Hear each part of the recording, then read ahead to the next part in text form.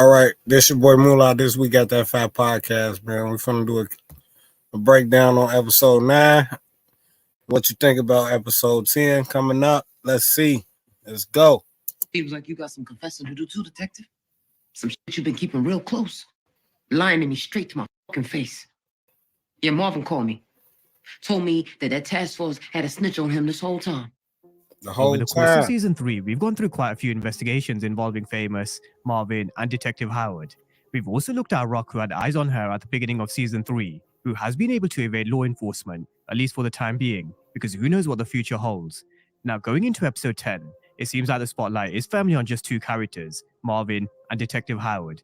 So as we've done with previous investigation breakdowns, we're going to be looking at the latest events from 309 in a bit more detail. We're going to be bringing the entire investigation together in terms of the case for both Marvin and Detective Howard. We're also going to look at the implications of both of them going to prison and how it would impact everybody around them. And finally, we're going to be rounding off with some general thoughts and theories on who I believe is the most logical person to put in that orange jumpsuit. They got Marvin eating. And then I don't get it. They got Gerald. Gerald just snitching out of nowhere. They said he got caught with the heroin. And they was going to take his kids, but you got to be an informant. I don't get that part, but we'll see. From the end of Raising Kanan, Season 3, Episode 10.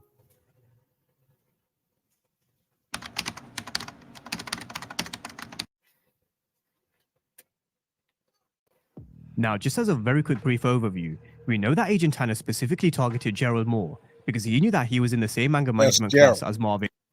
That's Gerald, y'all. And he was supposed to be an angry dude. In Season 2.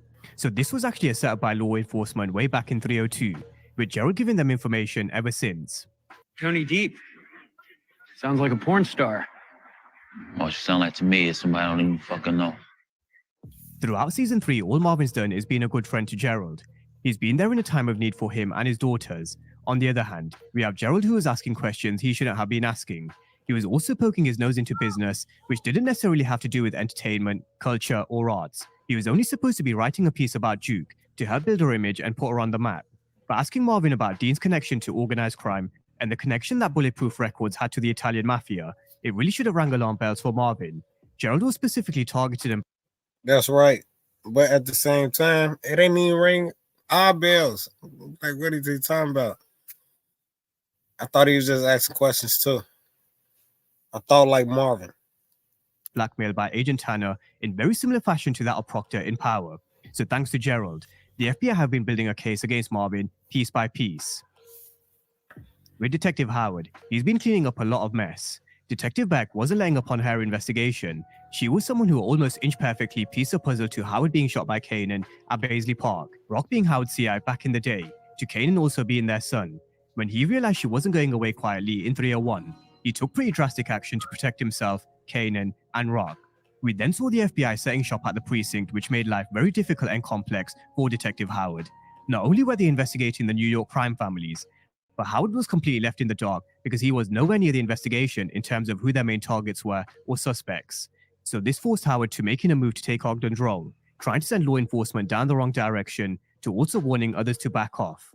Now, for majority of Season 3, Howard has actually done a pretty good job in covering his tracks, to potentially even having a backup if everything else failed. What about that task force bullshit? What they getting into? They ain't got nothing on nobody. No suspects at all. Now, just keep this... Lies. Cap. Stop the cap. You ain't got no more intake. You can't get in the inside. They got you locked out on the outside. You don't know what's going on. But you do know something. This conversation in mind because it is something we are going to come back around to in just a moment when we talk about sacrifices. But with Howard, it was only until Captain Beck began to feel some remorse and regret around what happened with his daughter did Howard begin to come under the spotlight. Majority of the pieces were already there from his daughter's investigation, as well as his conversation with Mr. Bingham, but he was still missing those crucial one or two just to finish the entire picture, which is where we're going to come over to the latest events in 309.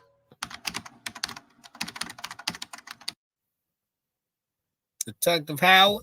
Agent Tanner and the FBI aren't going away without a win. Howard made that clear in the conversation with Rock. They're going to have to give them someone. Now, Rock refused to... Now, this one was crazy. He was trying to get Marvin up And then he was like, he ain't even care. He ain't even care no more. He let Rock say, I'll never turn my family in.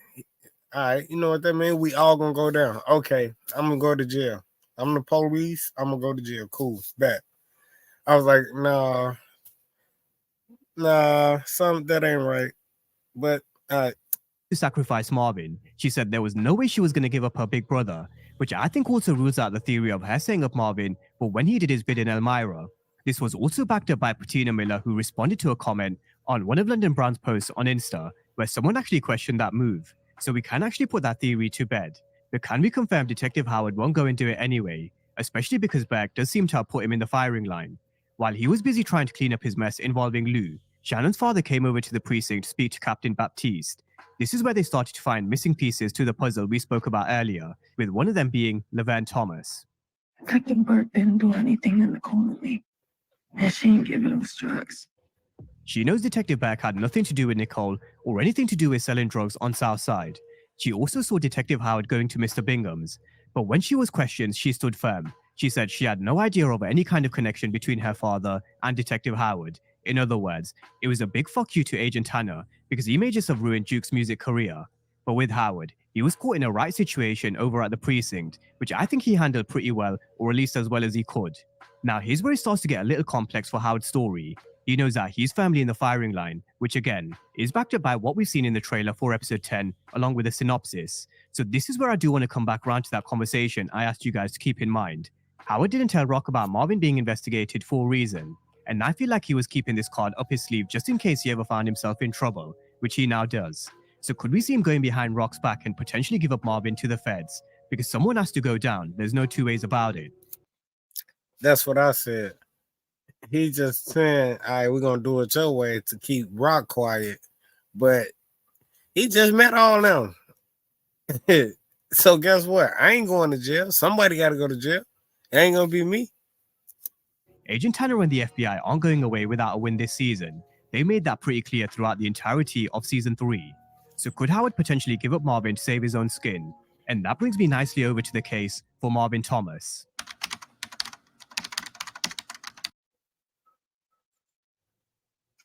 Now, Marvin's transformation has been nothing short of extraordinary over these last few seasons. From making mistakes, being reckless, to missing opportunities, he's turned his relationship around with Duke. He's also shown his caring and loving side, but at the same time, when called upon, he's proven he can get shit done, both in a violent manner and a non-violent. But it's because of his transformation and big heart, he finds himself in the position he does, and he really did take this one hard, because nobody's tried as much as Marvin to right his wrongs. Now, this resulted in Gerald dying through an overdose, but even with Gerald's betrayal in episode 10. All right. Now, that's what I have to say about Gerald down in the OD, right? How he get time to overdose. His kid fell in the tub, passed away.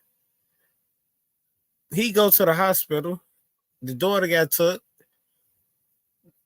The IA Internal Affairs buddy who had him as an informant, he questioning Jukebox when he should be questioning him, but he gave him enough time to overdose. All right.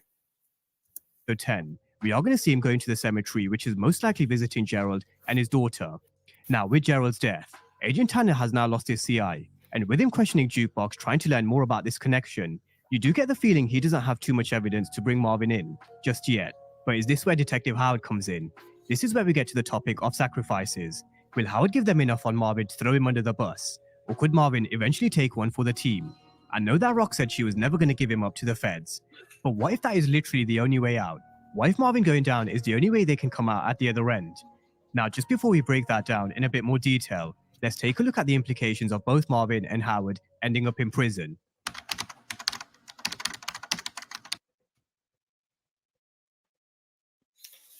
How can you make an extra 5 figures a month while still working full time? The answer: print on demand. I don't know. Print on demand is a For Marvin, he's a gangster. If Rock told him that this is the only way, and if he were to go down, we don't have to worry about him talking to save his own skin or cutting any kind of deal. There's no way Marvin would do that. But if he were to go down, what happens to Jukebox? Would she then blame Rock for her father going to prison? And could that not only change their relationship, but also leaving her with nothing in Queens, where she then makes a decision to join the military? If Marvin were to go down, then we'd also have to ask the question, what happens to Rock and a new operation? Marvin has been somewhat the rock and the glue for the family in recent times. He's been there for Duke as a father.